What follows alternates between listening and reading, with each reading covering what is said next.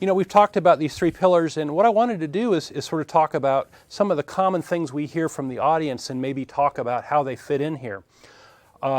Sometimes we theists hear, Jesus died for your sins, okay?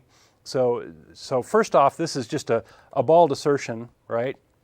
That A, Jesus died, B, there was some purpose to it, and 3, there's this sort of guilt thing going on that, oh, I have sins, I'm an evil, awful person, and it's going to make up for it, and I should feel guilty about this. So I would call this both, a blatant assertion without justification and an emotional manipulation. So I think it fits in those two categories. Pascal's wager is one we hear all the time. It's better to believe, briefly, Pascal's wager is better to believe and be wrong than and not risk going to hell. And this is also, there's a lot of problems with this. I did a whole show on it once. One problem is it's, again, a false dichotomy. We're not only talking about the Christian God, there's a whole mess of gods out there, and how do you make them all happy, and how do you avoid the hells or whatever, how do you avoid going to Hades or whatever hell they've dreamed up in their religions, and pretty soon it's just pretty crazy.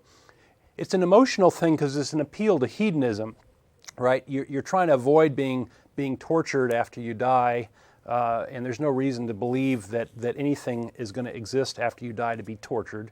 You can torture the atoms that were part of you at some point, but I don't know, seems kind of silly. It also misses the probability of God's existence. So when you try to do the math on this sort of thing, that actually is an important fact to play in here. Here's another one. Atheists lack morals, and morals come from God, therefore, atheists can't be moral. Well, this is another bald assertion. It's an assertion without evidence. It's trying to steal credit for morality for God, which is another false thing. It's an emotional appeal because it appeals to the sense of superiority of Christians that, I believe, therefore I must be moral.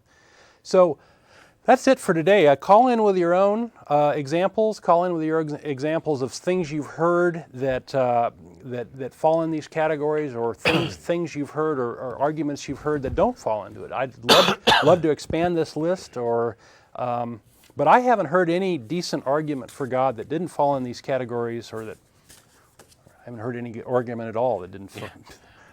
Let's not qualify it with decent. Yeah. So yeah, let's take some more calls, man.